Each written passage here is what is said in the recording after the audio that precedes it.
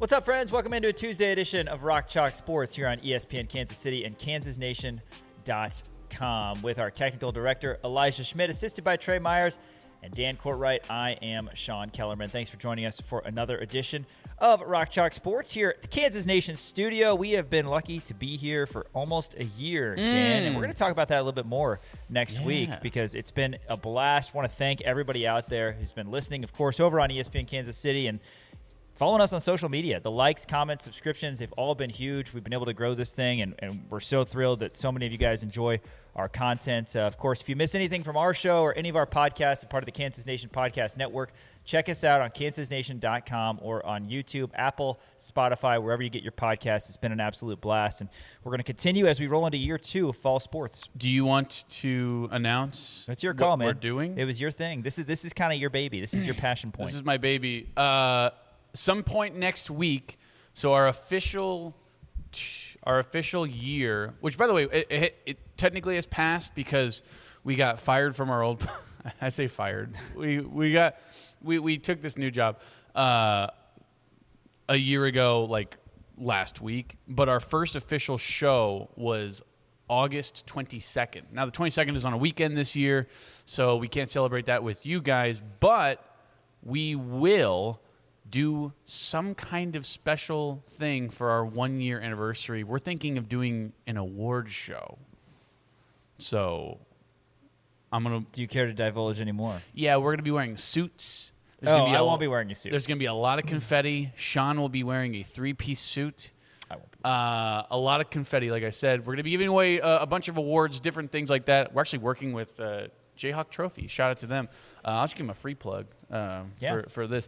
To maybe get some little cups, like little things. And then like one big thing, I had the idea because you know how like there's all these like the Mackey Award and the Bolitnikoff Award and all these different, like even like the Heisman, like they're just like things, you know what I mean? Like why can't we have our own thing and why can't we give out an award? So I want to give out an award. I want to give out 2 awards, one to a female athlete of the year, one to a male female Jayhawk of the year, male Jayhawk of the year. Okay. Do you think that's all right? We're going to be recognizing certain people that you see on our show. We're going to be recognizing certain people perhaps otherwise involved in the show. It's going to be a lot of fun. But, thanks to everybody. Again, I think our first show last year was August 22nd. So here we are on August 18th after transitioning over. Had an awesome opportunity. Dan said, we had to sift through some things last summer, but this was an opportunity that we continue to be very grateful for. So shout out to Chad Boger, everybody over at Sports Radio 810 WHB for providing us Rock Chalk Sports opportunity here on Kansas Nation. And again, we're thrilled with where we're at right now as an entity, no longer a new entity. I mean, we're a year into this thing, heading into Grizzled year 2 vets of Kansas Nation. Hey, speaking of people who have had a voice in the community, next segment we are going to be joined via Zoom by Soren Petro from Sports Radio 810 WHB. Of course, he hosts the program daily, 2 o'clock, and excited to talk mainly Chiefs football about Soren. So we'll get his thoughts on the Chiefs as we kind of transition over to football season. After that, we are going to go back to the KU football building. We're going to hear from the duo that no one knew they needed. That's right. It's offensive line coach Daryl Agpalsa and transfer cornerback Roman Pearson. We don't know how often those two work together, but it just worked out that those are the 2 guys we're going to hear from in the third segment, Daryl Agpalsa and Roman Pearson. Good stuff from both of them. Both sides of the ball will highlight in that segment. Top 10 Tuesday after that, Dan. Yeah, doing a fun one here. I can't believe I haven't done this. And if I have, then I guess it would be fitting. I'm almost positive you've done this. But again, we continue to not write down what we do. That's been tough. So that's a problem. That's not been great. I'm doing my top 10 sequels. So, again, if I have done this before, maybe this one will be better. Maybe this one will be a better sequel. Maybe this one will be included in the top 10 sequels. Let me see if I can find a little paradox there. I want to see if I can find a draft of me typing up something about sequels in case you've done it before. But we're going to pretend like you didn't. I don't think I've done it before. You still haven't added the Post-it note to the virtual Post-it note to our rundown. Can I do that? Of stuff. There's got to be a way. Virtual Post-it note and just make a top 10 list and a drafts list. That way we know for sure that we've covered it. There's got to be there's room over here on the boundary. Yeah. All right, I'll put a virtual Post-it note. Yes. What about a real Post-it note? You can do that, but you won't be able to ink see under my fingers. Okay, that's fine, but your screen will get sticky and you won't be able to see underneath That's it. true. After that, we're going to go to the KU football building again and hear from Brandon Shelby, the pride of Rockhurst High and the pride of the University of Oklahoma. KU defensive backs coach, he spoke at length yesterday, and also Austin Alexander, a guy who's looking forward to taking the next step as well. Really, really good, I would say, competition in the corner room, the safety room. There are some question marks over there, but Alexander, a guy who's been a part of the program for a while, certainly is vying for playing time. We're going to close out the show looking at the UCF Knights. Don't call me Central Florida. Don't call me the Golden Knights. That's what they've been saying recently. What about the Citronauts? How disgusting is the Monster logo going to look on their jerseys? Yeah, it's not going to be great. That's going to be rough. Because they have cool jerseys.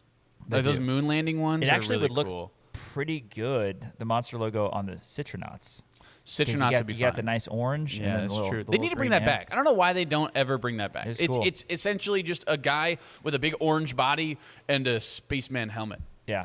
And I don't know. That was unique, man. And they're like, man, we're going to change it to the Knights. It was unique, yeah. Stupid. Bummer. Crown Automotive, our founding partners here at Kansas Nation. Speaking of how we got up on our feet back in August of 2025. Miles Schneer and his team, big reason why. If you're in the market for a new or used vehicle, check them out on South Iowa in Lawrence or crownautomotive.com. The best service and sales staff in all of Lawrence. Crown Automotive.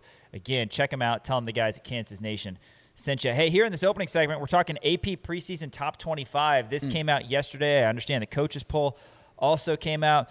Dan, I know you're going to have thoughts on this. Of course, 25 teams, 9 hail from the SEC, 8 hail from the Big Ten, including the top 2 teams in the preseason AP poll coming from the Big Ten Conference. Kind of roll through this, and then we'll dive into some Big 12 rankings as well. Yeah, interesting thing here. This is on an ESPN article that says this is the first year that a conference has held the 2 top spots in the preseason poll since Omaha and Nebraska in the Big 8 in 1987. Isn't that kind of crazy? That is almost unbelievable. That's what it says. Huh. That's what this says. It says the first year a conference, any conference, has held down the top 2 spots in a preseason poll since Oklahoma and Nebraska in the Big 8 were 1 and 2 in 1987. So initially you said Omaha, so I was like, that's definitely not right. Omaha. Sorry, Oklahoma. Oklahoma and Nebraska. Not yes, Omaha. okay, that's that's semi-believable. yeah, Then. Yeah, I was like, Omaha they don't have a football team. No, I was like, that's not right. Sorry, Oklahoma. Wichita State football. But that's still crazy that like even the SEC hasn't had 2 preseason. You know what I mean? Right. Like, I bet there's been a lot of 1s and 3s. I bet there has been too, but even like back in like 07 and 08, like when like it was like Tebow and LSU, you know, like Florida and LSU, like you would think, I don't know, whatever, maybe. But yeah, I don't know. I have some thoughts on this, but we can kind of roll through it. So I mean, Ohio State and Oregon, they're the top 2 teams. Ohio State by far and away projected to be number 1. I wasn't unanimous by any stretch of the imagination, but they had 40 votes. Oregon had 14 to be the number 1. Notre Dame actually had 6. Indiana had 8, and then Miami had 1. Indiana has been the most polarizing one because Indiana had 8 votes to be the number 1 team, but they're coming in at number 6. Meanwhile, Georgia's at 3 with 0, and Texas is at 5 with 0. Miami, again, had 1. It was some Syracuse guy who was like literally the last guy on the AP voter list. By the way, shout out to Henry Greenstein for being an AP voter and getting it relatively right. He had Mizzou pretty high, which I just didn't want them on the list at all. But he had a pretty rock solid list. But yeah, so it goes Ohio State, Oregon, Georgia is number 3 with 0 first place votes. Then you have Notre Dame at 4 with 6 first place votes. Again, Georgia just winds up being a little bit higher than Notre Dame because Notre Dame is a little bit polarizing as well. A lot of people are really high on CJ Carr. Texas comes in at 5. Indiana at 6, the reigning national champions. Miami at 7. Texas A&M at 8. Ole Miss at 9. Oklahoma at 10. So if you look at the top 10, you have 1, 2, 3, 4, 5 SEC schools in the top 10. But none of them in the top 2. It's being held down by the Big Ten. You also have Indiana in there. So you have 3 Big Ten schools in the top 10, 2 of them with the top spot. Notre Dame obviously is not a, not a part of the conference. Can we just start calling them an ACC school? Can we please? You would think they'd eventually move to the Big Ten, but it's not going to happen. Well, you would think, Yep. right? I guess they're playing USC this year. And then Miami's the only ACC school in the top 10. You do have LSU coming in at number 11, and then the first Big 12 team to appear on the AP preseason top 25 list is Texas Tech at number 12. Interesting note there. Again, I think maybe they should have been a little higher. I would have expected a top 10 preseason for Texas Tech. Now they did lose Brendan Sorsby, but I mean, we saw Will Hammond last year.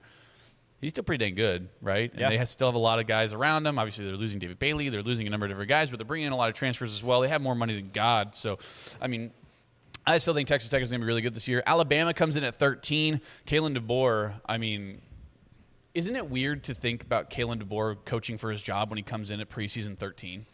But it's just because it's Alabama, right? Right. I mean, I guess theoretically that's always how it goes. But still, a good season last year. They ended up, I think, 11-4. Alabama was a big improvement from the previous year when I think they went 5-3 in conference play.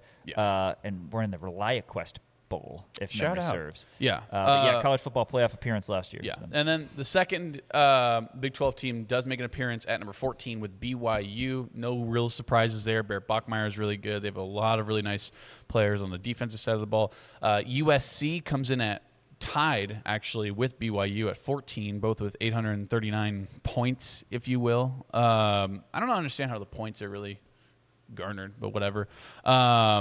So BYU and Southern Cal are tied at 14. You have Michigan coming in at 16. That one's interesting. Kyle Whittingham is a good coach, but with all the stuff that went on. And Bryce Underwood's still a good quarterback. You have Washington coming in at 17. Penn State at 18. SMU making an appearance at 19. That's interesting. Tennessee at 20. Then you have the third Big 12 team making an appearance at 21 with Utah. Devin Dampier is obviously still there. Wayshawn Parker, really good running back. Iowa comes in at 22, and then Houston comes in at 23 to round it off for the Big 12. Then you go Louisville, and then Missouri at 24 and 25 respectively. But Houston coming in at 23, good for them. Willie Fritz has them in relatively good shape. Connor Wegman's a really nice quarterback. But so that is the AP Top 25 as of right now. If you look at the KU football schedule, let's start with that because I'm okay with Missouri being ranked because now, barring the miracle at Pine Bluff, Mizzou's going to be in the top 25. I guess there could be some other things if somebody has a marquee win that could knock Mizzou out. But, I'm good with them having a number next to their name when they come to Lawrence. Absolutely. That, provides a little bit of an extra edge. That'll be week 2, Friday, September 11th. KU's first 2 games, as people probably know by now, Friday nights, September 4th, September 11th, both 7 p.m. kicks. And, 4 Big 12 teams in this preseason AP Top 25. And, it's no secret, Dan, that quarterbacks are heavily relied upon. You look, Texas Tech, they've got Will Hammond. They thought they were going to have Sorsby. They'd probably be in the top 10 if they had Sorsby. But Hammond, we saw front and center. He's very good. BYU's got Bachmeier. Utah's got Dampier. And then Houston's got Connor Wegman, who was great last year. So it's going to be very important. We go back to it all the time. Whoever KU's quarterback is going to need to be good if KU wants to be a team that cracks the top 25 at some point. 100%. And you talked about it yesterday, and I actually posted that clip of you talking about it yesterday with Lance Leipold saying that he really likes the unknown. But again, when you look at it holistically, I mean, what do all these teams really have in common? They have guys that they know at SMU quarterback. At 19, they've got Kevin Jennings. You got Darian Mensah. That's at Miami. Jumping Miami up to you to have where it was. consistent quarterback play throughout the entire top 25, right? Julian Sayin with Ohio State, Dante Moore with Oregon, right? Notre Dame, like I said, C.J. Carr, Texas. You have Arch Manning. I mean, the list goes on and on of consistent quarterback play, which isn't breaking news that you need to have a good quarterback if you're going to be a good team. But like we're talking about, I mean, from a KU angle, that's going to be vital. Absolutely. And so when you look at the Kansas schedule right now, Kansas does dodge 2 of the teams that are in the top 25 in terms of the Big 12. They're not going to be playing Texas Tech or Houston this year, but you do get Mizzou at home. They're 25 right now, and like you said, barring the miracle at Pine Bluff. I'm hoping for the miracle at Pine Bluff, man. The game is in Columbia, but I know. It just sounds better. Arkansas Pine Bluff. By the way, great logo. the lion has like UAPB in its mane. If you've seen it's like that. the Brewers logo. I love it. I love it, man. The Brewers logo I didn't know until I was like 20. Oh, really? It's an M and a B. It's an M and a B. Yeah, it's an M and a B. You just thought it was a glove, like a weird glove. Yeah, Expos too. Did you know that? The Expos logo, it's a M and an E. I thought it was like a weird B. You have to look it up. Yeah, you have to look it up. I don't know. Okay, fair enough. But you do have Mizzou coming in to Lawrence on September 11th. So that's going to be a big game. Obviously, a marquee matchup. It's going to be prime time, 7 o'clock on Fox. So that's going to be a lot of fun. You start off the year conference play. Gosh, I keep on forgetting about Arizona State just because it's a weird. So you're not starting off conference play against a ranked team. You're starting off against Arizona State in London. Then you come back, play Middle Tennessee, and then you have to go out to Salt Lake City and play against number 21 Utah. It'll be interesting to see. I would imagine they're still going to be ranked, probably around there. I mean, we've already kind of broken that down. But Utah, I mean, they have a pretty, relatively easy schedule, right? They play Idaho, then Arkansas, who was terrible last year. They play Utah State, and then they play at Iowa State. Iowa State's not going to be good this year, and then they have Kansas. So I would imagine that they're going to be undefeated heading into that game against Kansas, so probably still going to be ranked team by then. K-State is not ranked, but that's going to be a tough one. And then you got to play BYU at home, which is going to be interesting because I like Kansas's odds later in the season. And the reason that is because you have so many new guys and everyone kind of has to mesh together. That's why everyone is kind of a coin flip on this Oklahoma State team. I'm not high on this Oklahoma State team right now because it's a brand new team. Same with Kansas. Kansas has a lot of new guys too. But when you play them late in the season, when you play them in November, that gives you plenty of time to figure out that chemistry and really do some damage. I know we're up against a break, but for what it's worth, I'll read the other teams who are receiving votes in the Big 12, and I'll just read them as if they were ranked, as if the rankings continued. Arizona would be 29th. TCU would be 30th. And how about Oklahoma State? They would be 34th. Not on here is Arizona State. So interesting. Maybe people nationally, maybe some locally should stop assuming that Kansas is just going to lose to Arizona State on a neutral field at Wembley Stadium because, they didn't receive any votes. Just as Kansas did not receive any votes. And again, this is going to change every week. You don't read in too much to the preseason AP Top 25. Any of these teams' coaches would say that. But, it's interesting to look at. Again, SEC with 9, Big 10 with 8, Big 12 has 4, 2 of which Kansas will be facing in the upcoming 2026 season. All right, after this, we're going to go to Zoom, and we're going to bring on Soren Petro, host of the program from Sports Radio 810 WHB. That's next, ESPN Kansas City and KansasNation.com. Welcome back to Rock Chalk Sports here on ESPN Kansas City and KansasNation.com. Sean Kellerman alongside Dan Courtwright. Going to be joined by a very special guest here shortly. Want to shout out Miles Schneider, though, and his team at Crown Automotive, our founding partners here at Kansas Nation. They helped us out a lot, getting us on our feet. Really thankful for them. Again, if you're local in Lawrence, on South Iowa, here in town, give them a visit or check them out online at crownautomotive.com. All right, let's go to Zoom. We're going to bring on the host of the program on Sports Radio 810 WHB, Soren Petro. Soren, thanks so much for taking the time to join us and talk primarily Chiefs football. First of all, your excitement. I mean, obviously we have the Royals over the summer season, but it seems like this is when the calendar really flips to the stuff that we're really interested in. Football season, fall sports starting again. We got training camp going on right now for Chiefs football. Your excitement to flip the switch here.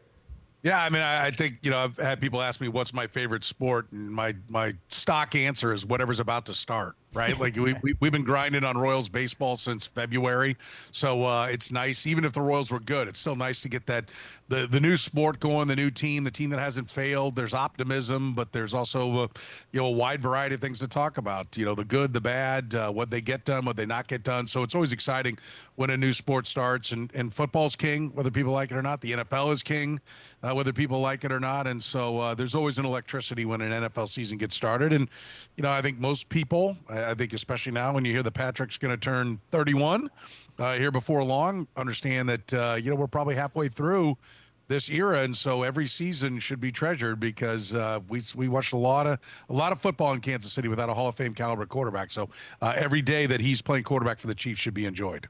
Yeah, absolutely. And, when you look at this Chiefs team for this year, obviously coming off of a very disappointing season from last year with all the acquisitions that they've got, with Kenneth Walker coming over from the Seahawks, with Mansour Delane being drafted at number 6 overall. I mean, I guess what's your optimism for some of the new acquisitions and how much of an impact they're going to be making for this Chiefs roster this year?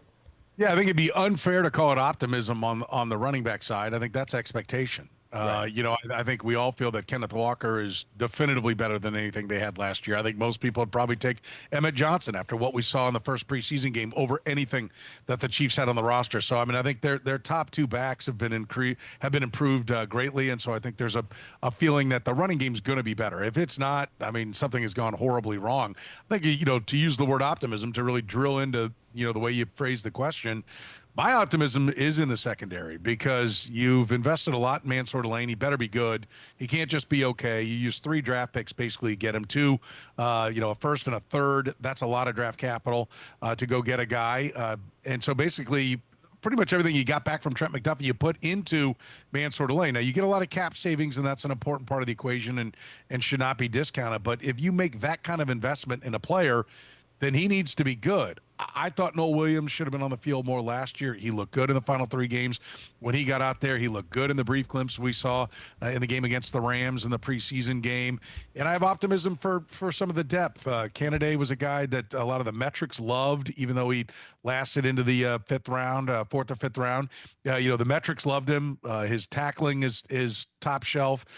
The Chiefs know how to coach the secondary. I think they've got a lot of bodies to throw at the safety spot. Brian Cook was really only very good for 1 year.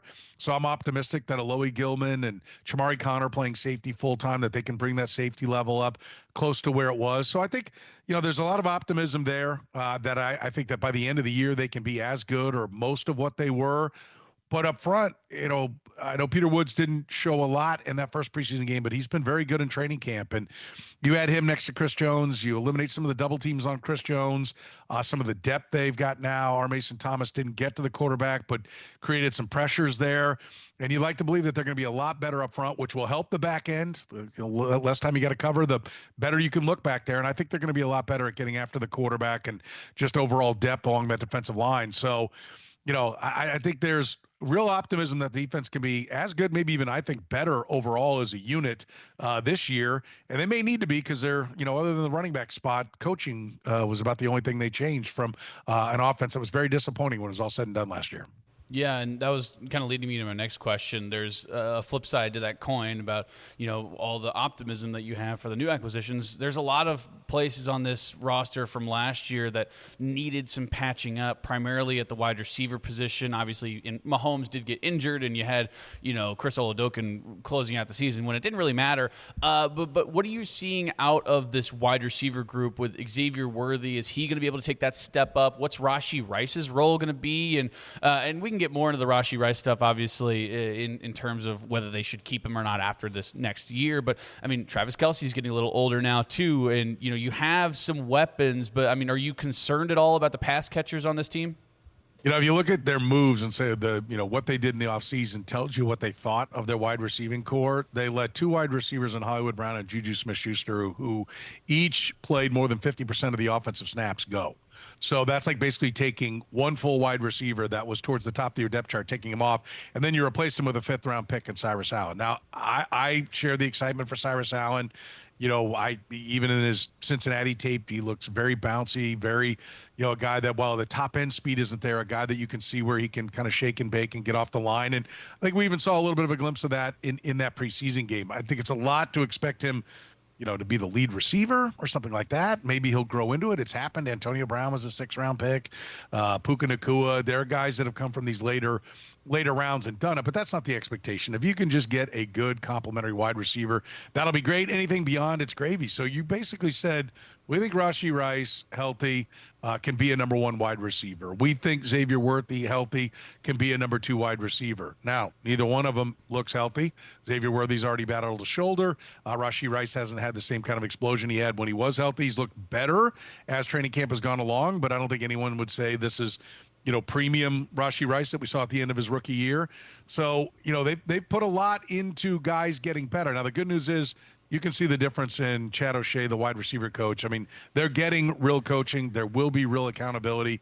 That's something that wasn't in that room. And so I do think there is a reason to expect the players they had before to be better if they can stay on the field. But Xavier Worthy doesn't look any bigger to me. He's 160 pounds. He's battled injuries.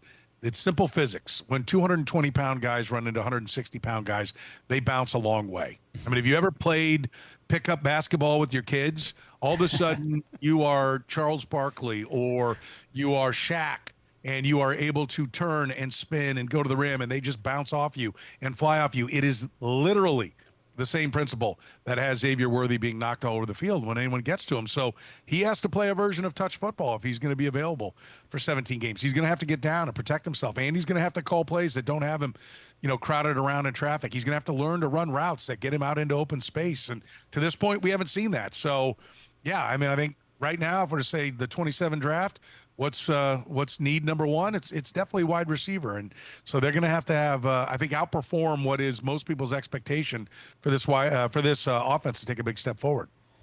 Yeah, well said, especially with the Rice effect going into the offseason after this one. Who knows on that front? Soren Petro, host of the program on Sports Radio 810 WHB, joining us here on Kansas Nation. Soren, let's go back to Saturday's game, a 20-12 loss to the Rams. You mentioned Emmett Johnson. I think unquestionably he's the brightest spot from that game. And, he's kind of a scat back type look, of course, but he spoke post-game and he said, hey, I'm not just going to be a soft running back. Like, it seems like he's got a little bit of muscle, a little bit of fight to him. He's a guy who definitely could be impactful, like you said. And then there were some other bright spots as well. You mentioned Allen. He's a guy who we think could have an impact. What else did you see on Saturday, maybe didn't like from that exhibition loss? Yeah, I mean, listen, I think Emmett Johnson, you see the ability for him to run the football. I think he is, he's got the ability to read the blocks, to see the holes. I think he needs to get bigger. I think he needs to get stronger. I mean, I think just the conversation, it jumped at me watching him and Kenneth Walker talk on the sideline. And, one guy definitely has a card to the gym, and the other guy might want to borrow it. I mean, there's in this league, he's not ready to be a number one running back because he couldn't take the pounding. So he needs to find 10 or 15 pounds in the weight room as fast as he possibly can to be able to be available as much as the Chiefs will need him on down the road. But I think as the number two guy, last year, I think you talk about Eric Bieniemy coming over and hopefully bringing some of the concepts that Ben Johnson was running with the Bears and before that, the Lions. Swift last year for the Bears, I think had like 1,200 yards, but Monangai, the 7th round draft pick, had about 700. And I think, at 700 is maybe a little much. But if you could get 400 or 500 yards out of Emmett Johnson and spell that and Kenneth Walker have you 1,200 yards to where you don't have to run him into the ground, then I think you get to a running back spot that can really be explosive and be the framework of an offense that everything works off of.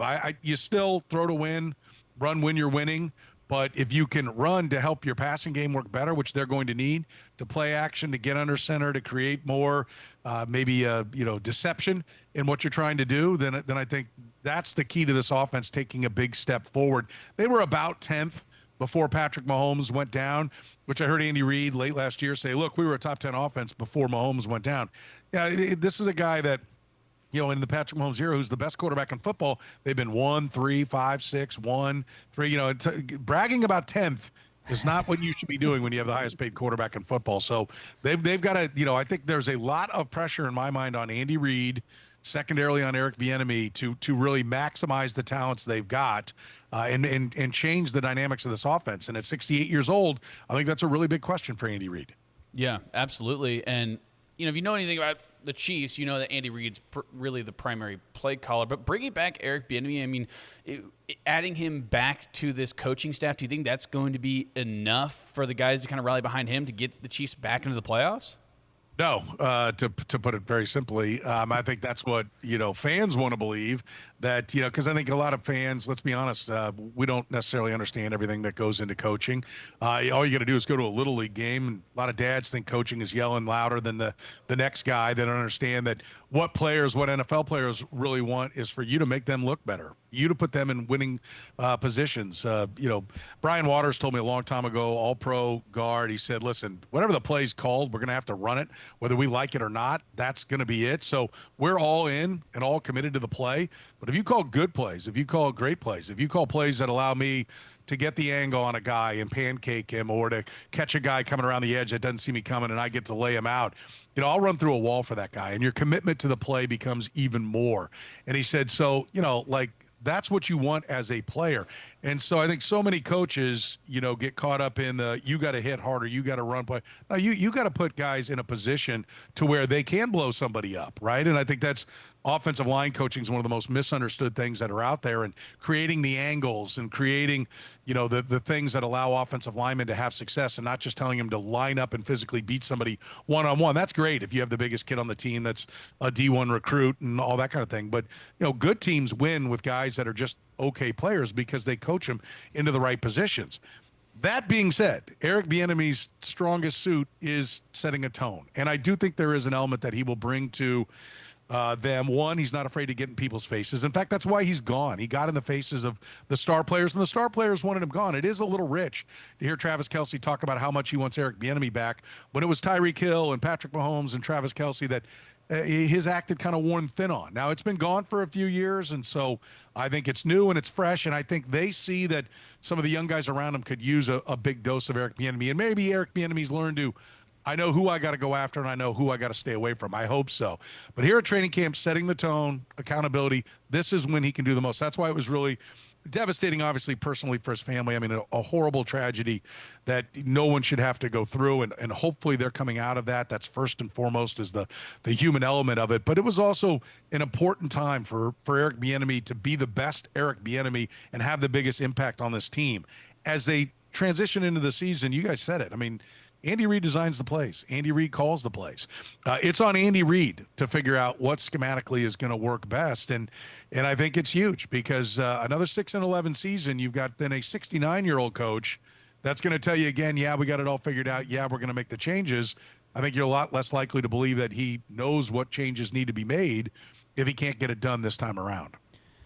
Yeah, no doubt about that. And obviously the Chiefs, this run they've been on with 3 Super Bowl championships, 5 appearances, it's all centered around Patrick Mahomes. It was December 14th, Soren, when Mahomes had the knee injury, and it was a result of, some things schematically, offensively that we won't get into right now, but that would be 9 months to the day when the Broncos come calling Week 1 Monday Night Football. We've seen him warming up. We've seen him, pretending to be a DB, pretending to be a wide receiver. At least we saw that Saturday before the preseason game. Your thoughts, your confidence that Mahomes is going to be able to take the ball Week 1 and be the Patrick Mahomes that we've come to know and love and that's had so much success? I would say to be the Mahomes we know, 80%. I think he's likely. I'm 80% confident we'll see the Mahomes we know because I don't think the knee will be 100%, just talking from guys. I mean, I think there's going to be stiffness. He's not going to be as explosive. And so if he tries to play the game the way he's always played it, I do worry when he escapes left and, or escapes right, whichever. I have to think about which knee is the left knee, I guess. So when he tries to escape out to the right knee, he has to plant that leg and take off. Does he take off the same way, or do we find him, times when he would have evaded a rush, now getting caught, with foot tackles? Guys are just a little bit, more closer to him because he doesn't have quite the explosion. I think that's a real question that has to be asked, and that's why I think it's on Andy Reid to scheme to what Patrick Mahomes can do. Now, am I optimistic that he can maybe be 120% of what he was when he played from in the pocket? I am, because I think he is a smart enough guy to know that whether it's now or 5 years from now, he's going to have to play differently, and he's going to have to play from inside the pocket. And I think he's also so in tuned with his body, with spatial awareness of where everybody is and moving, that he's going to pick up on, I'm not as quick, so I have to do things differently. And he's going to go and ask for the different plays that work better for what it is he can do. It'll be a work in progress.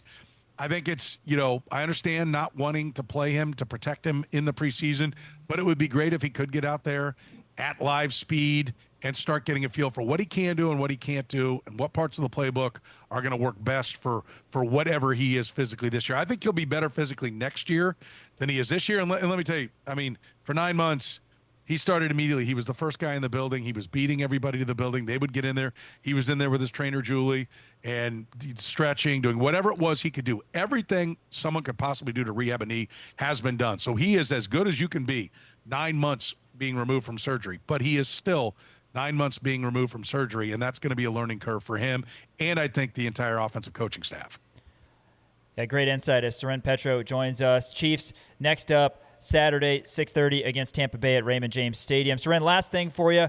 Want to ask you about the KU football quarterback situation. Had to squeeze in a KU question. Both these guys were at the KU kickoff at Corn Square. KU brought 6 players to that event on Friday, and both Cole Ballard and Isaiah Marshall were there. And it seems like it's going to be, a week 1 decision for Coach Leipold. And I don't know what your confidence is. I don't know how much you buy into the if you got 2 quarterbacks, you got none type deal. But who do you like in this? And what's your concern level as a KU football follower that this thing might be derailed if Kansas doesn't find the right guy?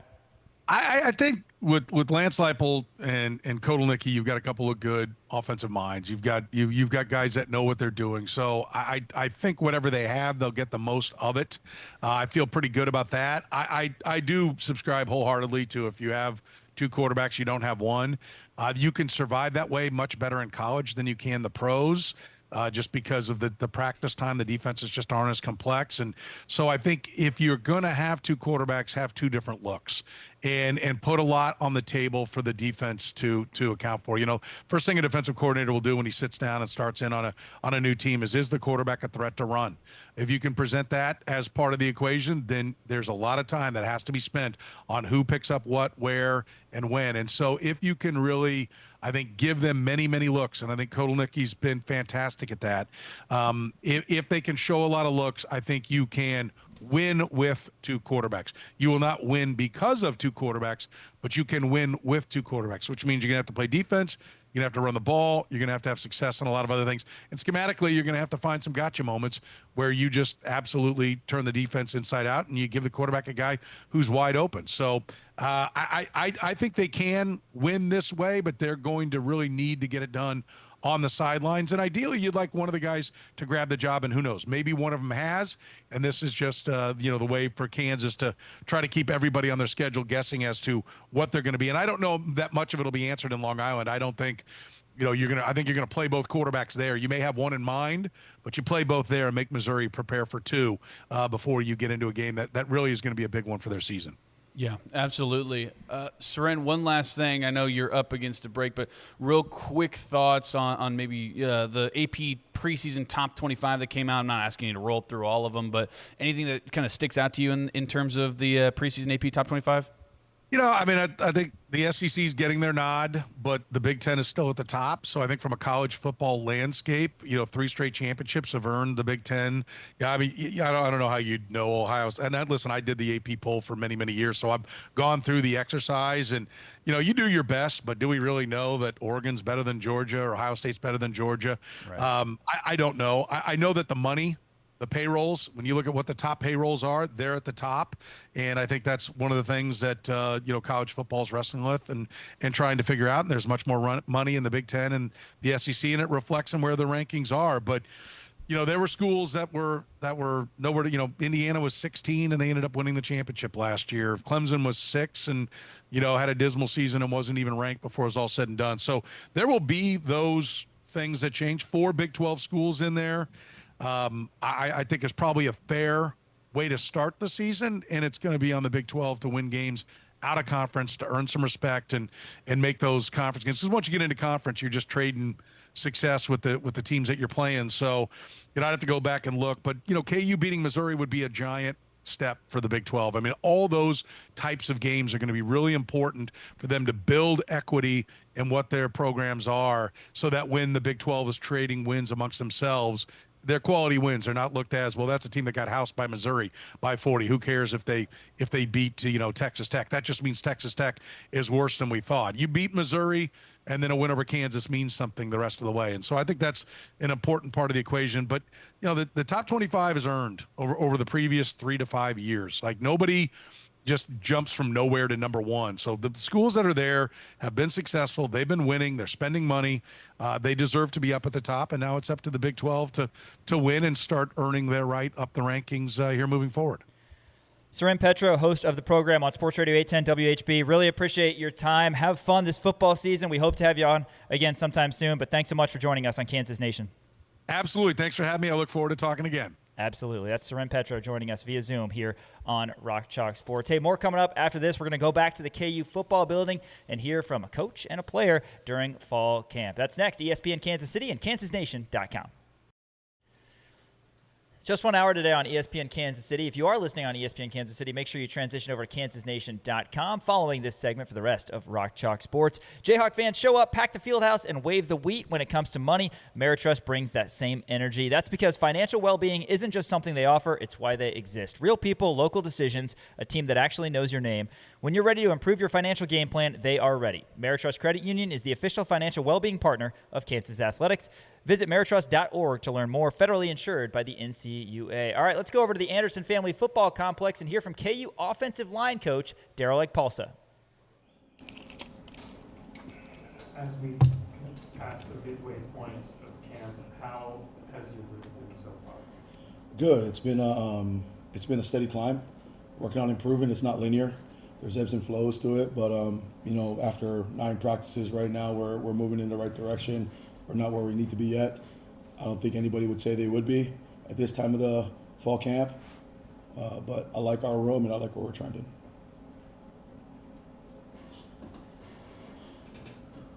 We know Amir did a lot of snapping. Was it 2 years ago? We see him doing some more of that now. What's the process like of having him kind of work in a little bit at center, and what are you kind of trying to test out there? We talked about in the spring the depth we have, and it's always nice when you have people have the ability to play multiple positions. With Amir, his ability to have flexibility to play guard and center for us is a big deal in case things, knock on wood, may happen. The transition's been great, and the more flexibility, we've talked about this before, the more flexibility we can have in the offensive line room, whether you can play guard or tackle, guard and center, flip tackle to tackle, the better we'll be as a unit. So using fall camp as that springboard to help elevate people at different positions is fantastic. And Coach Lockwood mentioned a lot of the guys at guard. You've got Connor, Tabake, guys like DeAndre. What sort of competition have you seen there? And I guess what are you kind of looking for in establishing kind of that top group you want to use? I think the fun part is competition is king, and it's going to bring out the best in all of them. And with the people you spoke about, there's so many of them right now that are vying to get on the bus. They're vying to become starters.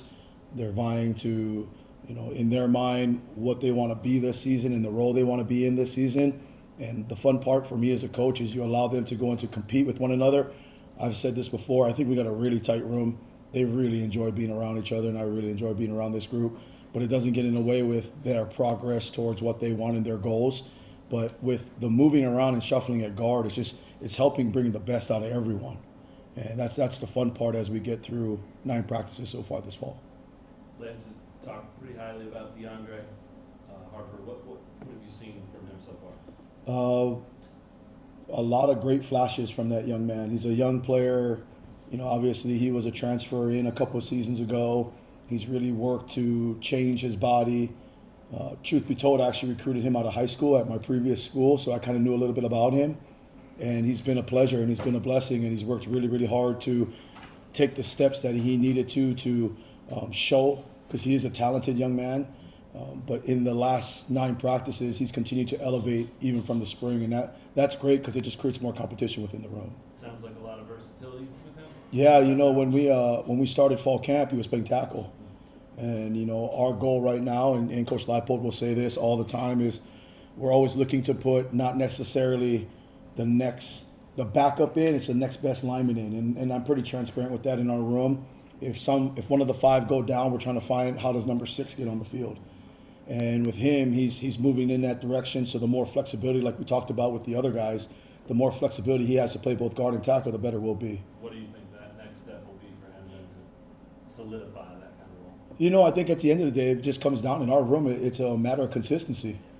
Playing at a high level all the time, it's not easy. At the end of the day, he's still a young player. So when you talk about fundamentals, You talk about assignment sharp. There's always things we can clean up with him, and he'll continue to improve in that facet. But he has a lot of great natural tools. I think it was Coach Kotelnicki said that the offensive line is meshing probably quicker than any of the other position groups. Is that more player-led or coach-led? And then also just how do you kind of go about meshing those guys together? I think it's really important to know that we spend so much time within these walls, and at the forefront of everything is football. The way you can really mesh and gel a group is spending time outside these walls together, and more importantly, talking about things that aren't just football. That's where you develop real genuine relationships between player and coaches. And I think our players have done a fantastic job. Like Calvin will be in here, I think, today. And we've talked about Calvin for the last couple of years, and he's just done an outstanding job leading this group, bringing people together. And I love walking into that room every day because they genuinely enjoy being around each other. And that's special. And we got to make sure we harness that at the end of the day, because there's a lot of pride now that gets built up with it. But we got to make sure we got to continue to push each other within competition. But our players have been doing a great job with meshing and gelling that group, and we're doing a better job of just being more than just football. I know you said a lot of it has to do with just trying to get the best five out there, but how do you determine if a tackle could be a candidate to play guard or vice versa? I think it's a great question. Everybody typically says, well, you can always move them in from tackle to guard, and I don't necessarily think that's always true because there's such a physical nature inside. When you're assessing that, I believe when you're looking at a tackle and you want to move him inside, does he have the ability to be physical and play against bigger down linemen? Can he bend? Does he love contact and want to be a vicious person in the run game? I think those are just a couple of cues you want to make sure you look at the end of the day, because if they're not physical and they can't play within that phone booth at times, I think it'd be a real difficult transition. And then in the spring, we talked about Nick playing right tackle, and you kind of said it's a valuable thing for the guys because at the next level you have to be able to play on both sides. Just wondering maybe how that transition's gone for him and how's his camp been overall. I think he's doing a great job overall. We're still working and tinkering on things. Nick's nowhere near where. The exciting part for me as a coach is Nick is nowhere near where I believe and we believe he can be. But boy, has he taken steps and strides in strength, in size, in physicality. He loves to get coached. He's taken a step already from the spring. And I think there's about 2 or 3 more steps he can take and really take this thing and move it in the right direction. With Coach K back, what's it been like for you scheme-wise? He likes to do a lot of different stuff and move guys around. How's that been going with maybe you and the guys on the field too? I think it's been really good. He and I have spent a lot of time together. We know each other very well. We know our strengths. We know our weaknesses. A lot of this offense, we've poured into it together. It's been fun to break away a little bit and all come back together and kind of see where that offense has evolved. But it's fun, as an offensive line coach, having an offensive coordinator, how you know how he thinks, you know what's important, being on the same page. I think that's always huge to be an offensive line coach. And I know as a coordinator, his offensive line coach is probably the most important person to him at the end of the day. So the continuity, I believe, is there, and it's pretty exciting. It's pretty fun to have him back. And then in the past, he's done some unique stuff with offensive linemen. Has he approached you about that, or have any players maybe approached you about, hey, I want to try this or do something like that, or anything like he's done in the past? Yeah, every offensive lineman can catch, and they always got the best hands on the team. So, we always have that, right? My thing is, well, why don't you show me you can block consistently, and then we'll talk about maybe if we can get you a pass at the end of the day. And so, but, I say all those nice things about Kay, but he did butter me up. He gave me a bunch of cookies before I came in here. So, he knows the way to my heart. Connor Stroh came in the program in the winter. What sort of steps have you seen him take forward, and what maybe is the next thing for him to be able to establish himself as a starter? Yeah, I think at the end of the day, assessing Connor over the last 9 practices, he has moved in the right direction. He is progressing, working and improving, get better. Overall consistency and really trusting and big picture owning the offense and knowing the schemes. We talk about his eyes a lot, making sure his eyes are in the right place versus movements, trusting our techniques, and he's been hella coachable, to be honest with you guys now. He's been awesome in that respect, and there is a track where he is moving in the right direction. I'm excited where he's going. Anything else for Coach Agpalsa? All right. Appreciate y'all, man. Thank you. That's offensive line coach Daryl Agpalsa speaking at the football building a little bit earlier in the week. Dan, I want to pick your brain about this next segment perhaps, or maybe after our top 10, but a lot of emphasis, as we've said, about guys being able to adjust on the offensive line, and he said it again there. Best 5 need to be out there. Coach Leipold shares that same sentiment. Let's flip the field, though, and go to the defensive side. A guy expected to have a big impact at the corner position is Roman Pearson. He spoke with the media earlier this week. It's been good. Staying healthy, learning the playbook, getting familiar with, the guys I'm playing with, coaches and stuff like that, emphasizing certain things, kind of just knotting up everything and just moving forward each day. Why did you want to come to Kansas in the first place? Yeah, so when I first got on campus for my visit, it was kind of like, it felt like home. Home is kind of like a suburban, calm type of vibe. I'm from Columbus, Ohio, so I've always grew up there, and that's kind of been my motto. So coming here just felt, very comfortable for me, and it was an easy decision. And since you've been here, how has it compared to what you expected, I guess? Yeah, I expected it to be more lively. I mean, it's lively here, like the fans and everything, but I didn't expect it to be so calm and peaceful. So that was something that was surprising, and the people are really nice here. So, yeah. How do you feel like you've adjusted to the speed of the game compared to your last stop? I feel like I adjusted well. It's definitely faster, more physical, bigger players, and that's something that I kind of got used to in the spring pretty fast. So being able to take that into fall camp and kind of understand what type of style I'm playing and what I'll be going against every single game, that's going to help me prepare pretty good. What do you think your role could be? I feel like I can make a lot of plays and contribute and just be the guy that is consistent. I played a lot of football, I think, so I've been through a lot of different situations and adversity. So just kind of making sure the young guys stay on, level-headed, but also doing my job as best as I can. You have a pretty good history of forcing turnovers. What's made you good at that in your career? Yeah, so I played receiver growing up, so I've always been an offensive-oriented guy. So I just love going after and getting the ball. And then my coaches at each of the stops have emphasized turnovers. So any chance I can try to get my hands on the football, make a play, I try to make the most of it. When did you make the switch to defense? So my freshman year, my DB coach, Coach Styles, he switched me to free safety, and then for about 2 years I was playing that, and then they officially moved me to corner my junior year of high school, and then I've been playing corner ever since. So yeah. What have you learned from guys like Jalen Todd and Nelson Alexander? Yeah, Jay Todd, he's a great leader, very athletic. He kind of just gives me the different tips and tricks of this league and what to expect, and that's great. And then also Alexander, he's played a lot of football, so he's done the same. We all kind of just give each other tips and stuff like that, what to expect. And it's helped each of us just gain a knack and do our job better. What's the competition like at that outside corner spot? Yeah, it's a great competition. We all want to make an impact on the game, and that's what we thrive off of, and we want to encourage each other no matter how it shakes out. Just make plays when we're out there and encourage and help the team win. I think go ahead. Coach Shelby described you as a calming presence. Where does that come from? Yeah. Early in my career, I beat myself up a lot, but I had to learn that football things are bad are going to happen, and that allowed me to kind of just be consistent in my mindset, good or bad things, and that just helped me keep calm and make sure I'm level-headed, because if I'm not going to be able to make the plays I want to make when it matters the most. I think Coach Leipold said you've shown up in practice, just a matter of being consistent. What goes into finding more consistency and doing it on a daily basis? Yeah, just doing the small things right, like feet work, eyes, tackling, just different small things, and that leads into big things over time.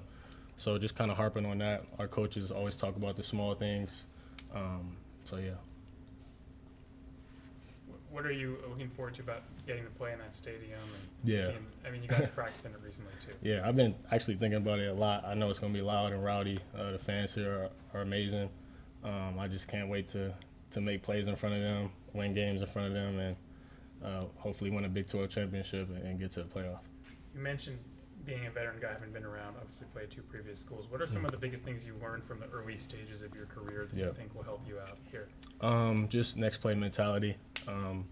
not harping on bad things that happen, and also being able to take coaching and also help the young guys and not be like in my own lane.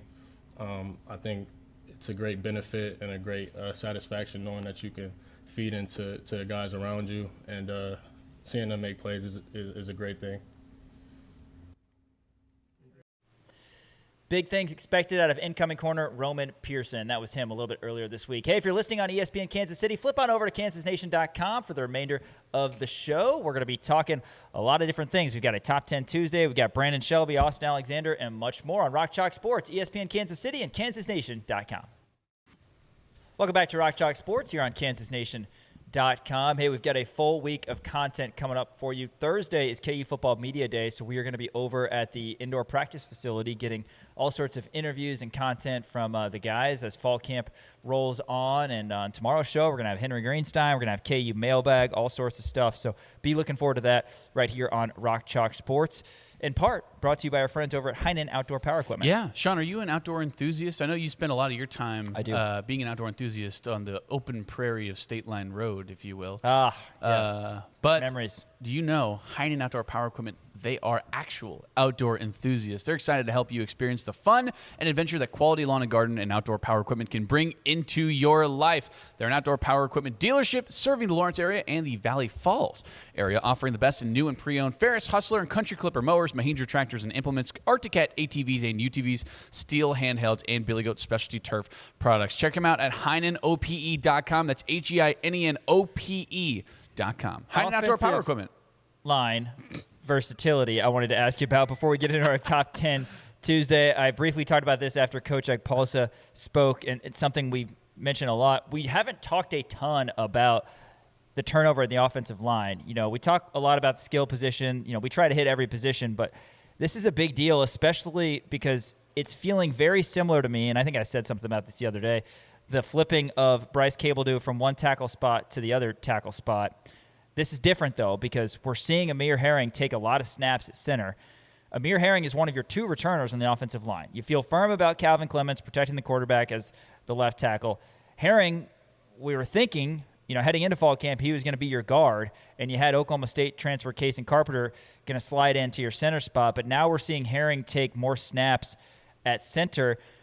You think you're going to have Tavake Tuikilavatu as your other guard. You think you're going to have Nick Morrow as your other tackle, but Connor Stroh can have a say. He can play either of those positions.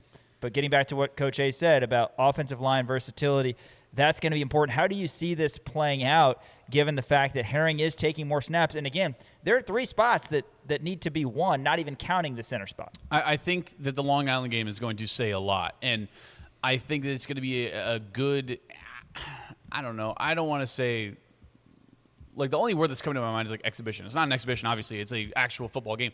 But it's going to be a game where you can determine what you can do in game-like situations, right? Amir Herring is working on snapping right now. You're probably going to see Casey Carpenter for a lot of those snaps. You're also probably going to see Amir Herring for a lot of those snaps as well. They're going to be rotating those guys, right? You're going to see Connor Stroh playing maybe the tackle position, maybe the guard position as well. That's what he played when he was at Texas. Now, granted, when you look at the size of Connor Stroh, you go, there's no way that guy's an offensive guard. But that's what he played when he was at the University of Texas. And he was really good. He wound up starting as a freshman. So, again, I like – you bring up the word versatility.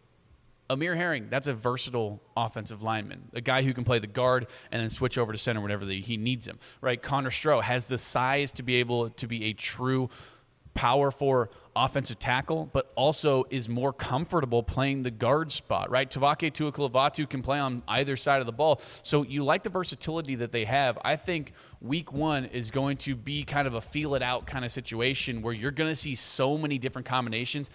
You feel confident that Amir is going to be on the field no matter what, right? Whether that's offensive guard, whether that's at the center position, doesn't matter. You feel confident that Calvin Clements is going to be your number one guy at the left tackle spot.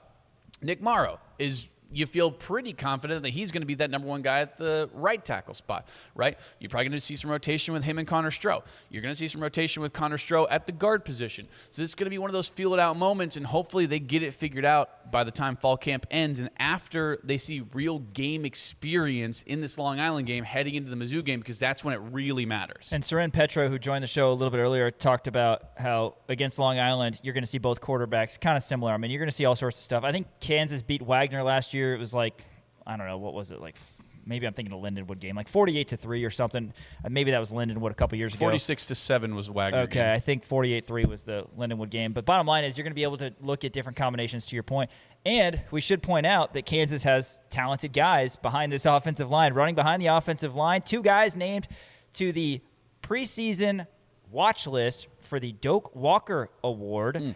The PwC SMU Athletic Forum announced today it's presented annually to the nation's most outstanding running back, and both Dylan Edwards and Yasin Willis were on this list among 62 selections on the Doak Walker Award preseason list. That's pretty cool, getting 2 guys on that list. Of course, Edwards, a redshirt junior from Derby, 28 career games. He's got 1,072 yards and 8 touchdowns. Of course, started his career at Colorado, then went to K-State. And then Yasin Willis comes over from Syracuse, 129 carries, 558 yards, and 4 touchdowns. Willis has 5 career touchdowns in his career. Willis also a junior. Really exciting that Kansas has these talented guys and could have them for a couple years, Dan. Yeah. So that's awesome news for KU football. And, again, the offensive line is going to have to play a big part, both protecting the quarterback, whoever it is, and in providing some gaps for those tailbacks. All right, let's get into our top 10 Tuesday, Before Dan. we do that, Okay. I'm reading the names on this Doak Walker award list. Ohio State has a running back named Bo Jackson. That's a solid name. And Army has a running back by the name of God's Power Nawawihe. God's Power is his first name. Great name. Unbelievable. Okay, God's anyway. All right, we can move on. But that's crazy. Bo Jackson and God's Power. That's okay. Anyway, well, let's do top 10. Can we argue about the defense next on the next show? Because you weren't hearing this, but during the while we were playing audio, Sean and I had an in-depth conversation about the defense and the way that we wanted to run. How's the defense going to look, man? How's the defense going to We look? just don't know. I wanna have this conversation. We might have it on air. Yeah, I want to have a conversation All on right. air. I I'm think good with that- it. All right. I'm good Anyway, with it. let's do our top 10. I'm doing my top 10 sequels for the first time, I think. I'm gonna start writing these down. If anything, it's the second time. If anything, it's the second time. I told you this. I said if this would be the funniest one to do 2 times. It would be, yes. We might have done it on our old show before. But I'm doing my top 10 sequels, just things where I think the second time around it has been better. Let's go ahead and start off with number 10. Number 10 on my top 10 sequels, I'm going to go with Johnny's West. Okay. A little bit hurt that's number 10. Why Seems is that like number it should 10? be higher. I have a lot of good stuff on here. Okay. Yeah, Johnny's Tavern, West Lawrence. Great local sports bar. You know what? I like 14 Johnny's locations. I like Johnny's North too. Raymore Don't get me to wrong. Wichita. Johnny's North has that like old-timey feel where you're like, oh man, like history was made here. But then Yep. you're like Johnny's West. You're like, all right, Johnny's West. Is A kinda little cool. bird told me that West is best. So Who told you that? I heard it somewhere. Okay. So, fair but yes, enough. I do love Johnny's Tavern, North Lawrence as well. Shout out to Spencer. Shout out to those guys for providing some pie for us. Love and it. also a fun bobblehead. We had a trivia night a couple weeks ago, and Spencer hooked us up. So, yeah, love them pies. over there at Johnny's. And I also love the people at Johnny's West. Yeah, I do love the people at Johnny's. Well, I would trust multiple of the people over at Johnny's West to babysit my kids. I'll put it that way. That's so nice. That is so nice of you. I love Johnny's West, man. Hawk Talk's there. Dude. I've been to trivia night there many a time. I feel like maybe my favorite night is when I can go to Johnny's West, sit at the bar, watch sports, and just throw back a few schooners, man. Yeah. Eat some pizza, some fried pickle jalapeno caps. You kidding me? Come on now. That's so Buffalo good. chicken dip. You and I had a nice little we had a phone call with our now boss, and then we went out to Johnny's West that Is that day. right? That was Yeah, that day? That was that day when we had that phone call. I love it. When everything was starting to kind of get the wheels in motion, Get I rolling. guess, for old Kansas Nation. Was Johnny's West the second one? I'm assuming it was, right? I don't No, They actually. might have opened It one. might have not been second, but They it's might have second opened in one Lawrence, case. so yeah, we'll count it. second in Lawrence. But that's in my top 10 I mean, that's out of all the sequels in the world. I'm good with it. It should probably be higher, but I'm good with it. I like, and that's the glad thing. it's I on like the both list. of them. I don't think it's. I don't want to say it's better than Johnny's North, just because I think Johnny's North. I'm a fan of like the old timey, but It's a tie. yeah, it's a tie. It's a tie. That's a good way to say it. All right, number 9 on my top 10 sequels. I'm going to go with the PlayStation 2. Oh my God! Remember when that came out? Oh, God. wasn't it like? Didn't it break records for like the most consoles ever sold ever? It was like the most unbelievable thing. I had a PlayStation 2. I wasn't a big video game guy, but I did have a PlayStation 2, and I had a couple of games on there. Oh my God! Remember the slim one? Ooh, The yeah. slim My buddy PlayStation or 2? my neighbor had a slim one. I good. had the bigger one. Were you a lay it flat like it's supposed to, or stand it up? So No, it I was a looks lay it cooler? flat guy. Yeah. I didn't want to stand it up because I was afraid it was But going it to fall over looks and break. cooler. No, I know it does. Absolutely, Right. it looks cool. What were some of your favorite? Because I had the college football 2004.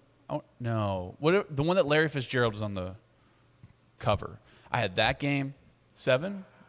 No, there's no way it was 9. Was it 9? No.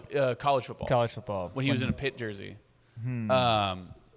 Larry Fitzgerald CFB video game. Nah, found it. 05. 05. I had that one. That one was fun. I used to play that.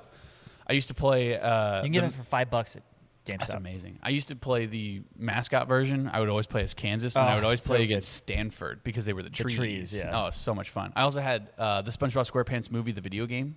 That was a good game. Oh, good. Thank you. See, there's some ball knowers over Everybody here. behind the camera is not. Yeah, they're like, yeah. Oh, yeah. That's so good. Tony Hawk's Pro Skater 2. Oh, my God. My brother would tear that up. So good, dude. Well, I mean, you had a PlayStation 2. I mean, you're just... PlayStation 2 was my absolute Were you jam. just a straight I played a Madden little. I guy, played a or- little Spider-Man. Spider-Man was my nice. biggest non-sports one. There you go. Dude, so cool being able to swing from building to building. God, just absolutely epic.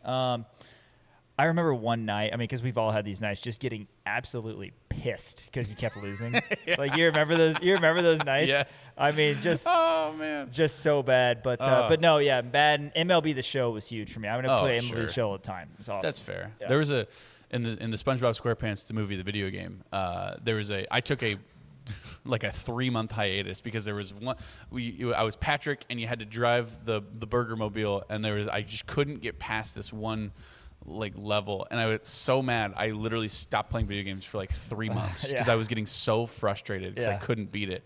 And I think I'm not a big video game guy either, not because I have a problem with it. It's because I'm so bad at every video game. Yeah. That I'm also not good at them either. I'm Like, so terrible. They're like, why don't you play? My brother Andrew, awesome at like every video game. Like he still plays Diablo, which is have you heard of it? Ooh. It's like a computer. Do you play it, Elijah? You've heard of it? Yeah, I mean, that's a big one. But he was always really good at Tony Hawk. That was maybe the game I was worst at. Tony Hawk Pro Skater. Oh, my God. Good soundtrack in that one, too. Twisted Metal. I was decent at Twisted Metal. Sure. That's a great game. There's like an ATV and like motorcycle game where you could just like ride around on a 4-wheeler and motorcycles and like do jumps and different things. That was always a fun one. Remember Jet Moto? Does anybody remember that? Jet Moto? Jet Moto. Shout out to the PlayStation 2. I mean, Yeah. talk about a good sequel, right? Good stuff. Nobody ever goes, man, I remember playing my PlayStation 1. No. It's always PlayStation 2. PlayStation Everyone 2. had a PlayStation 2. Oh, my God. You know what else I played was, and you probably played this too, SmackDown. Yeah. SmackDown or SmackDown WWE versus Raw. SmackDown versus Raw, whatever I think it it was. was called, right? SmackDown versus Raw. There were multiple SmackDown games. I had the 2007 one, I think, and it had There's like SmackDown, Here Comes the Pain, Triple SmackDown, H. Just Bring It. yeah. Yeah, good I used stuff. to always play as Rey Mysterio. SmackDown 2. Shout out to Rey Mysterio, by the way. We that's something that you and I don't talk about enough is our former love for WWE. Absolutely, I was yeah. so big on it, dude. Totally. Oh, man. I had all the action figures. So and good. My sister used to call them dolls, and I'd get so mad. Okay, number 8 on my top 10 sequels. I got to X these out. Number 8 on my top 10 sequels, I'm going to go with Paddington 2. I have no contributions to that. You need to show your daughter Paddington 1. Such a good movie. I know. See? Elijah, ball knower. Paddington 2 might be, and there was actually a thing that came out. So Paddington 2, this came out on like Rotten Tomatoes. apparently they went back in time and found like an old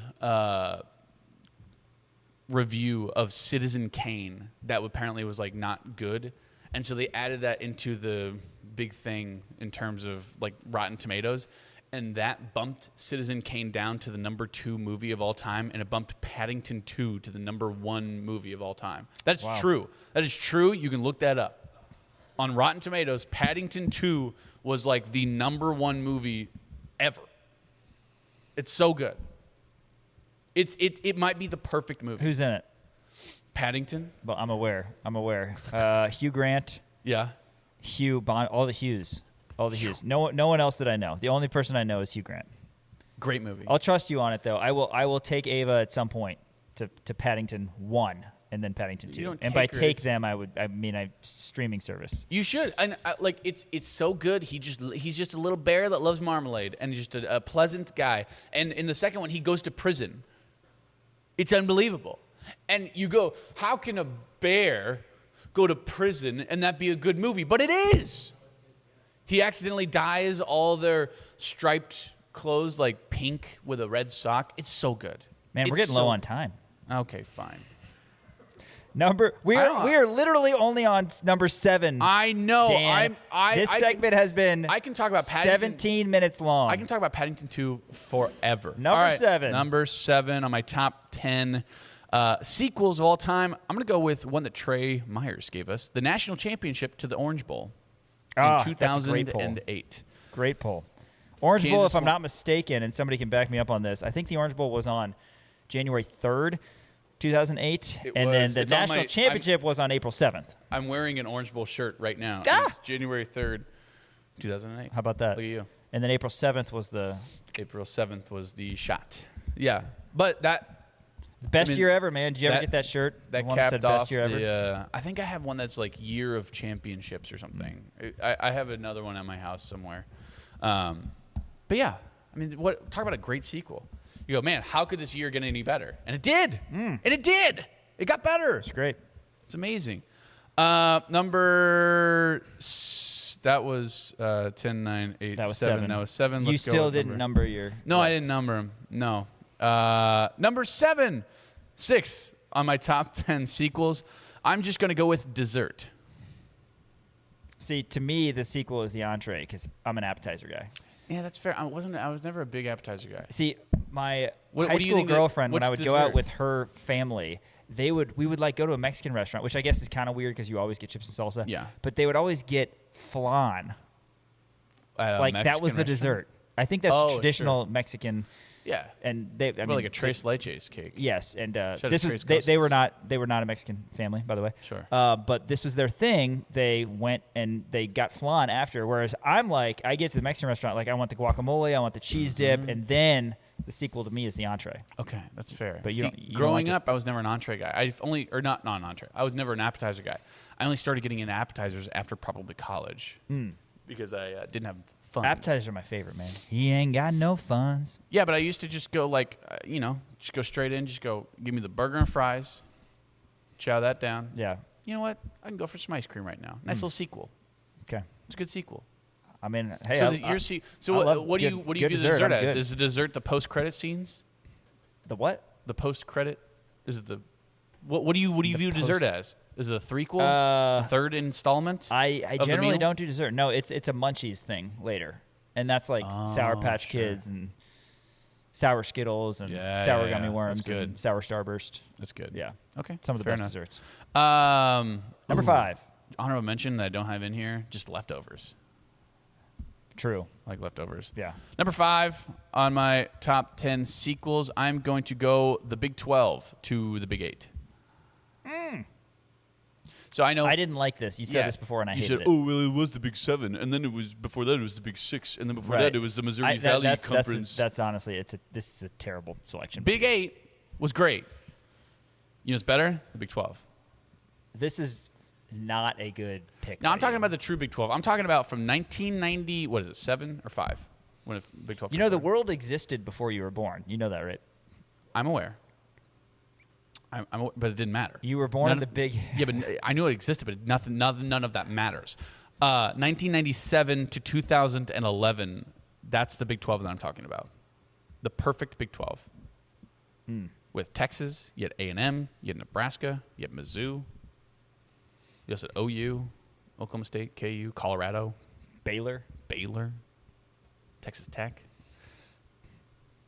Remember when we added West Virginia and TCU? It was weird. It was kind of weird. Yeah, I wasn't crazy about it. Then it got weirder because we added UCF and BYU, and then it got weirder because we added Arizona and Arizona State. Yeah, now it's just weird. It really is. I talked to Tyshawn Taylor about this, about how, like, if a classic, like, Big 12 or Big 8 school is playing against, like, a new one, like Oklahoma State's playing against, like, Arizona, I'm always going to cheer for Oklahoma State because I'm cheering for the old Big 12. Yeah, for sure. I don't know. I like the Big 12. You don't like the Big 12? It is not an appropriate sequel. The Monster Energy Big 12. Right. The Big 12 presented by Monster Energy Drinks. Number 4. Number 4. On my top 10 sequels, I'm going to go with The Dark Knight. Much to the chagrin of Trey Myers. This is my By second the way, if you're watching movie. the show on Thursday, you'll get to see Tres Cosas Locas. That's right. Which is essentially the first time we've done that. 3 crazy things with Trey Myers. 3 crazy things. Trey Myers thinks that the Robert Pattinson Batman is better than The Dark Knight. I think that's asinine. I am not a Robert I almost Pattinson don't fan, ever but I bring him never back. got into Harry Potter. So, is he Harry Potter? Yeah, it sounds I right. guess he was in one of the Harry Potters. Yeah. Okay, so I absolutely nailed it. Sure. I guess he dies like in Dark the Knight. Goblet I've of Fire. actually seen that movie though, Good and I movie. did like it. Big Christian Bale fan. Shout out to The Prestige that I've also seen. Good movie. I know. Look at you. Christian Bale, man. He never misses. Never ever misses. I just needed to put that on there I needed this forever enshrined so that Trey Myers can always look at this. By the way, it's the number 3 movie of all time in terms of IMDb's top 250. Behind Paddington 2 and No, it's actually Finding The Nemo? Godfather. It's Shawshank Redemption and then The Godfather, and then Dark Knight. But it's better than Batman Begins. Nobody ever talks about that movie. Nobody ever talks about it. By the way, The Godfather 2, better than The Godfather.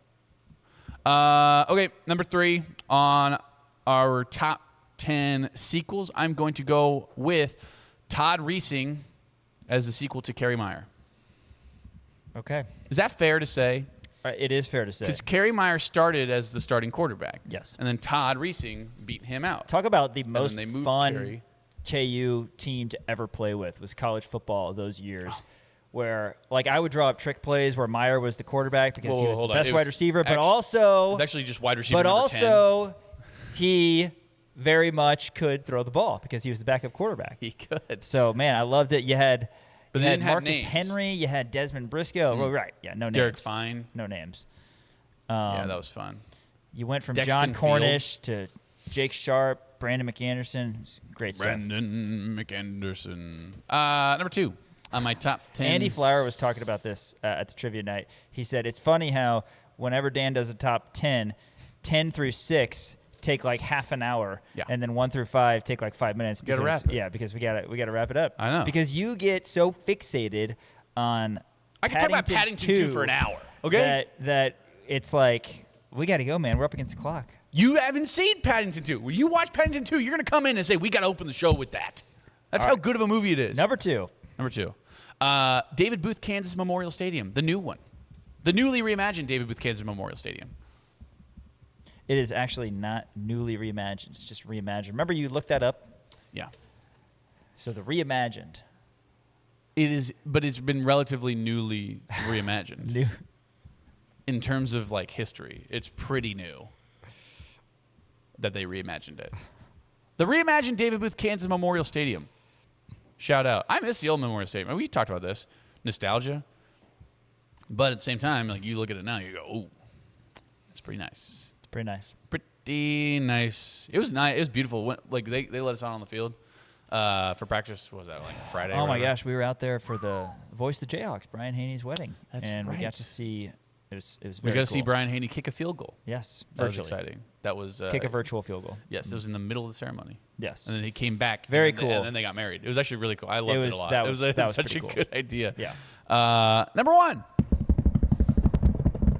Drum roll on my top 10 sequels.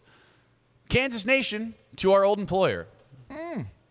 This Rock is our Chalk Sports from our old show. I love it. Rock Chalk Sports from our old show. I feel like we've cut our feet underneath us now. The old show was fun. It was fine. To be fair, like a lot of the listeners might be thinking, yeah, but then we didn't have to see their faces every day, which is fair. I'll give you that. I don't like looking at Sean either. Right. But I have to every day. But if we're going to be honest, it's a lot cooler. You think? I would say it's a big step up. I would say it's a massive, maybe the biggest. That's a clear number one. Clear top 10 number one. sequels. What else you got for honorable mention? You said Leftovers a little earlier. Yeah, just Leftovers on my honorable mention. What are we forgetting, guys? Sequels? Any sequels? Empire Strikes Back. Yeah, that's fair. Well, I tried to. So as I was doing this, I was like, yeah, I'll throw in a couple movies in there, but there's a lot of like second iterations that aren't movies. What about I liked? What about the Hall of Famer? After Roy Williams did so much here. Ooh, good. Bill Self. Yeah, but steps but in. He's but the eighth Larry coach. Brown was before him. You're right. And then you're right. Trent We need Owens to. was You're right. before We Larry need to Brown. ignore anything that happened in the history of the world before you were born. You're right. We need to ignore that. That's on me. That's exactly. on me. Yes. None of it matters. Pre-1998. Nothing matters. Any sequels that we forgot, find us on social media. By the way, Kansas Nation, we are great on social media. Check us out at the Kansas Nation, Twitter, TikTok, Instagram, YouTube, and Kansas Nation on Facebook, kansasnation.com as well. Appreciate you guys very much. That's our Top 10 Tuesday. After this, we're going back to Kansas football. We're going to hear from KU defensive backs coach Brandon Shelby and cornerback Austin Alexander. That's next, ESPN Kansas City and kansasnation.com. We're going to hear from Brandon Shelby and Austin Alexander, but first tell you about our friends over at Central Bank. They've got Jayhawk checking over there at Central Bank that allows Jayhawk fans to carry their pride wherever they go with the official Jayhawk debit card. Central Bank is proud to support the traditions and communities that bring people together. As the proud community banking partner of the University of Kansas, Central Bank is committed to serving Jayhawk fans with banking options designed for real life, on campus, at work, and everywhere in between. Learn more about Jayhawk Checking and the exclusive debit card at jayhawkchecking.com. jayhawkchecking.com. Central Bank, the proud community banking partner of the University of Kansas, member FDIC. All right, let's go back to the Anderson Family Football Complex. Great insight here from KU defensive backs coach Brandon Shelby about some returning faces and some new faces in that room. Well, I think, the one thing is you kind of see those guys come out every day and they're trying to compete, knowing that there's competition, with Roman Pearson, you have Austin Alexander coming back, along with Jalil Hurley and those guys like that who are all battling, understanding that every day is an interview. And we can't have days that you come out there and we're misaligned and bad communication because the next guy's on that spot. So we try to do a great job of getting some rotation in there to see who's the best fit and who can come out and start. Now, they also know it's a long season. When you look, I've been here for a few seasons now, and what you see is towards the end, some of those guys who maybe twos or even threes have to come up and be ready to play. So we're going to keep battling, keep stacking days, and see where it ends here in a couple of weeks. What have you seen from Roman so far? The good thing about him, he's a mild-mannered kind of young man, and he's played a lot of football. He's been to several different schools, and really what he's done is he worked his way up from the lower division, and so what you get with him is a calming kind of spirit. He understands football, he takes coaching well, and he's not a guy who goes like this. If you kind of just around him, he's a mild-mannered guy, and I expect him to kind of be a calming spirit back there, especially when adversity hits. So those are things that kind of we expect from him, and he's done a good job thus far. What's it been like trying to help Austin develop, even though he's dealt with a couple injury things this offseason? The great thing about Austin is I knew him back in high school, and just how he has matured over the last couple of years. Even from last year as kind of a freshman who, at the beginning of the year, you didn't think that he was going to start right away. But we had some injuries, and he had to jump in there, and he had to get thrown in the deep end. And every once in a while, he got some water in his nose, you know what I mean? And hopefully he's learned from that. And it's really been a joy kind of coaching him and seeing his progression. He's actually, I'll tell you what now, he's made a lot of plays over the last couple of days. He's right about that 100%, and we're starting to see his name just keep popping up when it comes about production. Because another thing, that's what it's about. It's not just about not giving up a big play. It's also about having some production when the ball's thrown your way. I don't want all the time just a catch and tackle. We need some interceptions, some PBUs. We need some game-changing plays. And these last couple of days, he's shown that. So I'm really looking forward to these last couple of weeks as these guys kind of come down to the wire to see who kind of is going to be the one who withstands this and takes control of it. Steve told us that I think it was the corners that are maybe on average 7 pounds heavier than last year. Where does that show up to you, and what's the value? Just of that? durability. I mean, I think Sleeve and his staff and nutrition and Courtney have done a great job of just being intentional about our weights. I think, one thing about, since we got done from the season last year, just as a whole program, is just the intentionality of a lot of different things. And one thing is about being in our weight, and not only getting in our weight, but staying in our weight. I mean, Courtney makes these guys take pictures at night. My phone is buzzing all the time at night of pit food and stuff like that. And the great thing about it is everybody's involved, whether it's the position coach, the coordinators, the head coach, and we're encouraging these guys because they're eating, a lot of times when you're full. You've been to a Mexican restaurant and they put those chips out there and you still got your meal coming and you just keep eating. That's a bad feeling. But those guys understand, what is needed and they've done that and it's just kind of just a big difference from maybe a year ago. Do you have to work with them on carrying it? Yeah, I mean, those guys, there's so much technology now. And they got a thing where, they jump in some type of egg deal and it tells you, how much weight you can hold. And 1 pound over, you start to decline. So I let Sleeve, he uses big fancy words. And I'm like, dude, I want the guy to run real fast and hit real hard. And that's all I want. But they have all this technology that allows us to know his maximum, weight to get his maximum velocity. And so they've done a good job of getting that number. And we're trying to do a good job of supporting them to keep that number. So on this season where we got a 9-game, go with no bye, I think that's going to come in at the end. We saw last year, Saeed started the year playing some kind of nickel slot and then playing more outside corner at the end. This year, how do you feel like he fits into the picture? Well, I think at the end of the day, I think a spot that we need him to kind of just start off is at the corner. I thought he did a great job towards the end of the year, just having some production. He had a good technique, and so. But the good thing about him is in this era that we are, this new football, is because he has time equity at the nickel. You never know, you know what I'm saying? And so he knows that position. He's familiar with it, and if he had to go do it, I imagine he could. And so that's the great thing about him having those reps last year, that it's not unfamiliar with him. And so, but right now, he's kind of working at the corner spot as we go. Brandon, a name we've heard is Trey Brown. What have you seen from him? Well, one thing about him is a football junkie, you know what I mean? And he's a guy that lives in our offices. Coach Akina's done a great job taking him under his wing and just teaching him football.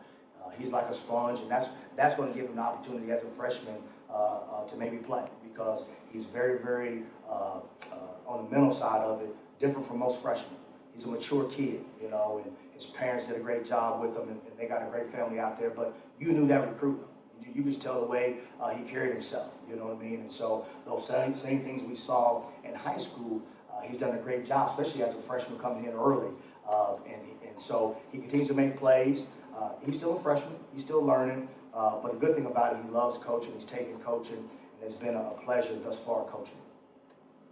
Why is Jalen so dependable? Dependable? Yeah. Because he's there. He's a tough guy. I credit his father back home and the place in Detroit. He's just a tough community guy. But he's a tough guy, but he works hard. He's humble. He's competitive. He's a guy that at the end of the day, he just does what he's supposed to do. I don't have to look to see if he's in the room on time. He's going to be there. And now he's got his confidence because he's running faster. He's bigger. He's gaining weight. And you see it, and so that's the reason why he's so dependent. He's mentally strong. Hard coaching will kind of get to him. You know what I mean? Kind of gives you a little smirk and say, I got you, coach. And that's a lot of it is just hard coaching. A lot of it is just mental testing. What can I do when things don't go right? And it's a lot of adversity swarming around. Can I focus into the message, right, and not what's going on around me? And he does a great job of that. I think Sleeve has called him the fastest on the team this year. Do you see that borne out in the pace of play? Where you see it is this time of year when everybody's kind of sluggish, your legs feel like jello, and he's still running at a high velocity. You know what I mean? And that's kind of where you see that speed now. They got those trackers and everybody runs whatever. My deal was I want to see you run when that receiver on the other end is running 21 miles an hour too. And then you'll let me know how fast you are. And we'll see kind of as we go. But thus far, Jalen has put together a really, really good camp, and I'm really, really excited about him. What's Kajon brought to the nickel spot? Well, the thing about him is like he's a mature guy, but he's also young too.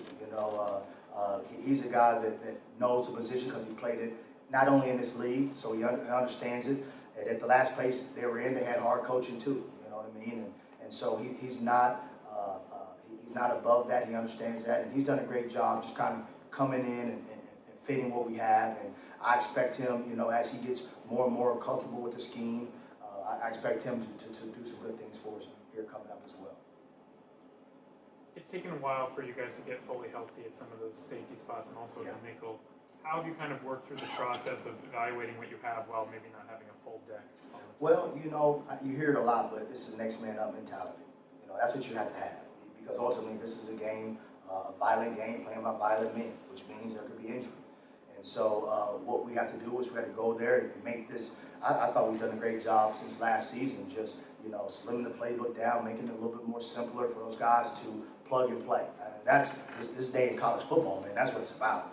Can I get somebody from somewhere else, and can I plug him in, and can he play at a high level, and try to get rid of a lot of the things that kind of hold you back, and a lot of that just thinking. And so because we've done that, and we try to get people in different positions to kind of plug and play. Does that make sense what I'm saying? So, you know, like Mason Ellis, he's played nickel, he's played strong safety, he's played free safety. Well, because he's done all those things, it allows us that if somebody gets injured, we can plug him in and play, and it's not a big drop off from there. If that makes sense. Yeah, and then also you mentioned wanting to make more plays. Obviously, not a lot of interceptions last year. How much of an emphasis has it been to force turnovers and change the game in that? Yeah, I mean, the one big thing, if you ask our guys, the two biggest keys in football is takeaways and limit explosive plays. We got to take the ball away. We got to limit explosive plays. Those are two most important stats in football. And so you ask our guys that, they understand that. And so that's punching at the ball, that's tip balls, get pick balls. I mean, that's we got to hawk the ball. We got to give our offense an opportunity to change the game. And when you look at, you know, football in general, teams and defenses who can do that are typically ones who are successful. So we've been preaching it. Hopefully, I think that they're buying into it. We've seen the ball on the ground more than we have in just competitive plays. And so hopefully that can carry on moving forward. That strong safety role has some good competition. What are you kind of looking for in the person that's going to fill that role, and then also in terms of like the skill set you guys want for that? Yeah, I mean, when we get off the bus, one thing you'll see in that position in general, we're longer, right? Those guys are faster when you look at it, and in that strong safety position, you're a quarterback of the defense between you and the free safety. And so the thing that I look for is when things aren't right, can we communicate to get it right? You know what I mean? And communication just keeps going, it keeps coming up. And so, and then also too, man, when it's time to make a play, you need to make it, right? There's no excuses to not make it. So that's what I'm looking for. Guys who are competitive, guys who are going to go in there and bring guys to another level. And they have to be the quarterback in that back end. And we've had some good competition from there. So those guys have done a good job. And we'll keep battling to figure out who that is moving forward. Corey talked about leadership earlier in the spring, but how have you seen him kind of step up and find his voice? Yeah. Well, a lot of that is once they get comfortable. You know, those guys come into a different place. It's like you taking a new job, right? First couple times you walk around the office and you're just trying to size everybody up. And I think Corey is starting to kind of fill his niche with everybody and understand kind of where he fits. And I think that those guys are starting to kind of gravitate towards him, along with Christian Pritchett and Kai and those guys who are new, right? Roman is a guy too that comes from a different locker room, and as you get comfortable with your teammates, you kind of feel, you know, you start to kind of feel at home in you too. And so I think you're starting to kind of see that. You see that the way they interact with one another, you know, and they're rapping songs and all the dancing and all that type of stuff. And so you start to kind of see that family atmosphere. And then the one thing that you got to see next is hold each other accountable. You know, just like a family. You know, when you do something, my little son, you mess with your little sister, you'll be held accountable for it. You know, and vice versa. So that's the same thing on the football field. We make the wrong check, we make the wrong adjustment, right? Got to be held accountable, not from the coaching perspective, but from player to player. And that's what we're trying to start to see here these last couple weeks as camp kind of needs. It sounds like TD has a little bit different mindset this year. What have you seen from that? You know what, once again, I mean, he as a freshman got thrown into the fire again. And what you see with TD is you see the vocal aspect of it, just knowing the defense and the confidence of it, you know, and that's what I've seen from TD thus far. You know what I mean? And he's been able to play. He played strong safety last year. He's playing free safety this year. So he has, right, that the whole knowledge of the whole back end, which is really makes him special. And so he's done a great job in that aspect. And then just the leadership of the room, been the vocal guy, right, in our group text, been a guy that can speak up. And so he's done a good job. And, now I told him this, man, we got to carry that to the football field. You know what I mean? The things we do when nobody's watching, we got to do it in front of, I don't know how many thousand people are going to fit in there, but whoever's there, right? Even if it's my family, if there's 4 people there, we got to show up, and we got to do that when it's time to go. And that's my thing with him now, right? You've done it in practice, you've done it in the locker room. Let's make sure we do it on Friday night and Saturday afternoon. Brandon, you mentioned earlier Akina. What's it been like having him in the room working with him? It's crazy because, coach goes back to even my playing days, and so I've got kind of a brag deal because we've always beat Texas when he was there. So I always mess with him. And then when he brings his clips, he's really, old school. He's got every clip known to man. And he always finds an old school clip just to kind of rub it in of him, doing something back at Oklahoma. So, but anyway, it's great having him around just because at the end of the day, I can bounce things off of him. Just say, hey, what did you guys do in different places? You know what I mean? And I'm not some guy that is, not humble enough to know who he is, right? And a guy like that who's done it for so long, you don't know when he's going to say, I had enough. And so I'm going to try to steal all the knowledge I can from him of different ways to do different things. You know what I mean? And that's what he is. He's a teacher. He's a consultant. And so when he's in here, I'm asking. And the one thing about him is, I hope I'm still around at his age. But for him to run around here and to do what he's doing at whatever age he is impressive. And so I love when he's around. He's still got some fire and some juice. And so it's great to see him do that. So, to answer your question, I'm just as fun, just trying to learn different ways of how he did things over the decades that he's coached. And believe me, he's got some film that is VHS, brother. It is something else. So he's been great to have around.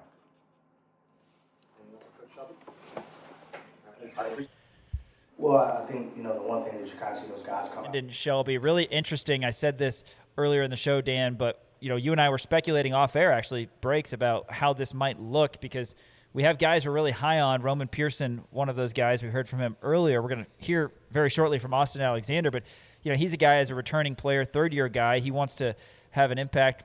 Jalen Todd, we expect to be one of the best players on this team, so we think he'll start on the outside. He's had some time on the inside as well.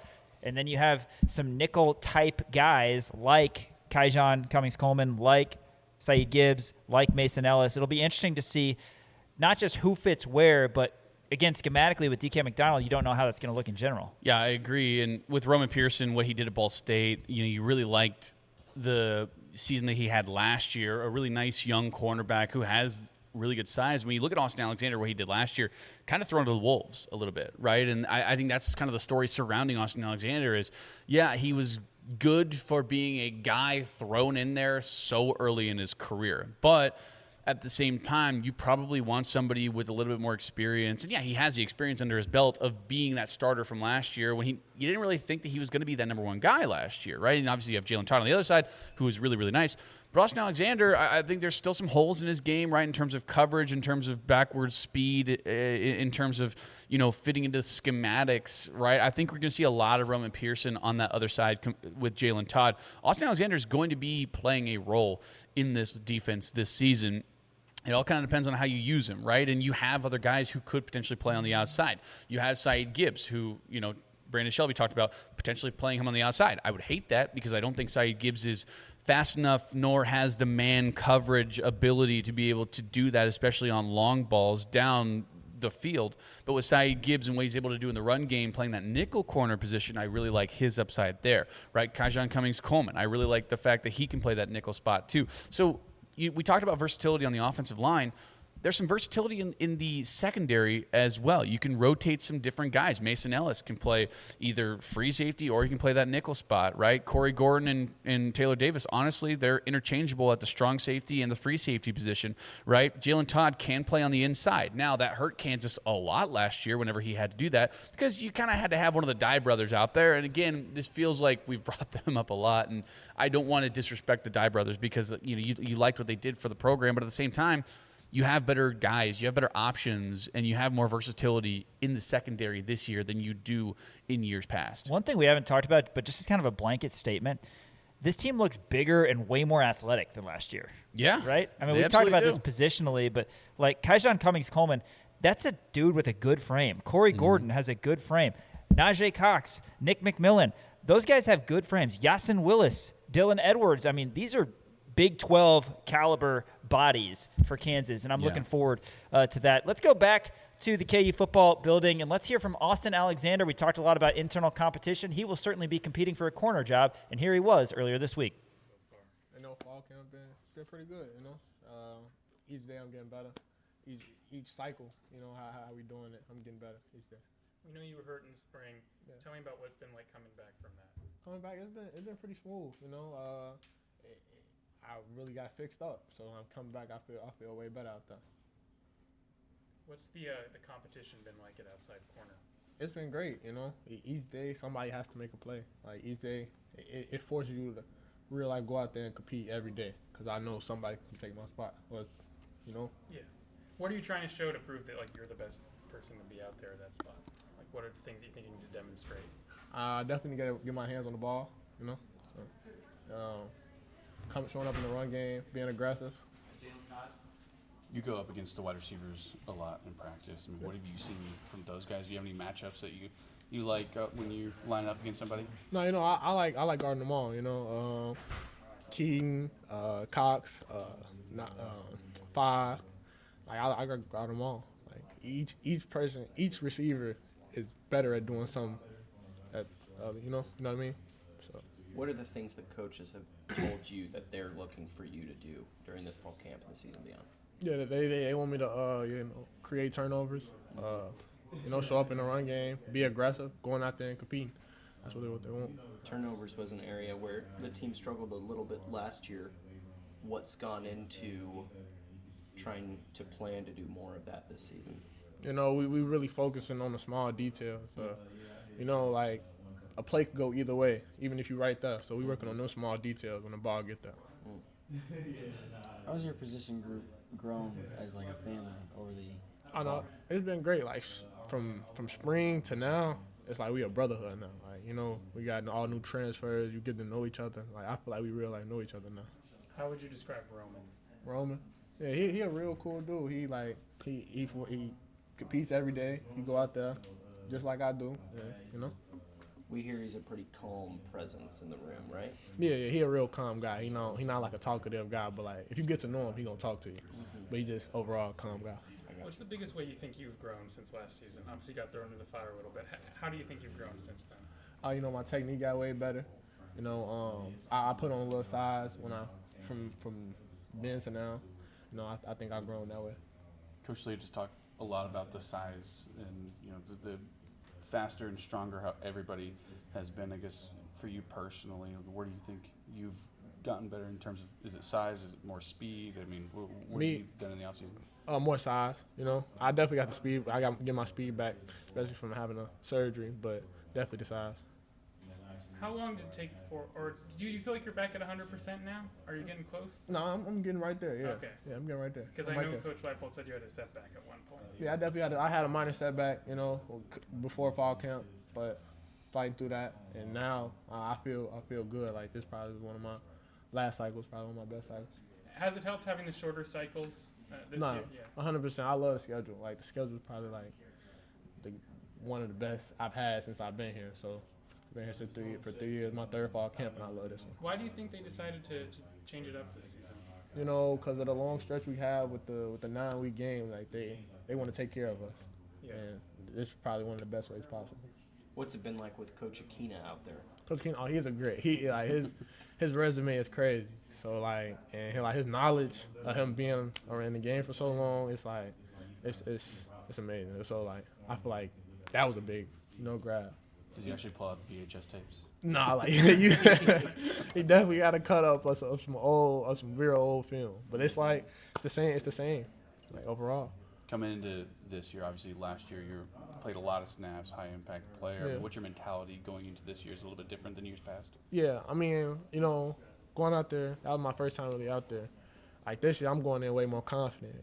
A confident DB is, scary DB. How does that come out on the field? When you're playing confidently, what can the consequences of that be, or how much can it help you guys? How come? Because I know that was a big topic of discussion last year. Yeah. It can help us because now we can play we could just play like that and not have to go out there and maybe think about it. We could just react. That's KU corner Austin Alexander speaking at the Anderson Family Football Complex a little bit earlier this week. Okay, next segment, we're going to close out the show, continuing our Big 12 record forecast as we look at the UCF Knights, who Kansas will get in early November. That's next, ESPN Kansas City and KansasNation.com. Hey, this is As we move from the heat of summer into fall, now is the time to make sure your lawn finishes the season strong. The work you do in August and September lays the foundation for a thicker, healthier, greener lawn next spring. Call Custom Lawn and Landscape today or visit them online at customlawn.com to schedule your free fall lawn care program. That's Custom Lawn and Landscape, your partner for a beautiful lawn in every season. UCF, their schedule and their record forecast. Yeah, they go ahead and on September 3rd, it's on a Thursday, they beat the Fighting Ed Reed's Bethune-Cookman. That's a 1-0. Pittsburgh at Pitt, they go and lose in Pittsburgh. That means they're 1-1. They beat Georgia State 2-1 heading into conference play. They lose at home to TCU. That means they are 2-2. They lose against Houston. They win against Oklahoma State. 3-3 heading into BYU. They lose to BYU. 3-4. They lose to Baylor. 3-5. I'm going to say it. They lose to Kansas on November 7th. 3-6. They beat Arizona State in Orlando. 4-6. They lose to Iowa State November 20th. I'm high on Iowa State this year. And they lose to Colorado, rounding them out 4-8, missing a bowl game in the first, I guess, the sequel of the Scott Frost era. Hey, tomorrow on the show, we're going to have Henry Greenstein, KUSports.com, LJWorld.com, KU Mailbag as well. Make sure you're locked in from 4 to 6 every day. Big shout-out to Trey Myers and Elijah Schmidt behind the cameras. For Dan Courtwright, Sean Kellerman saying we'll catch you tomorrow and the rest of the week, 4 to 6, ESPN Kansas City, Kansas Nation.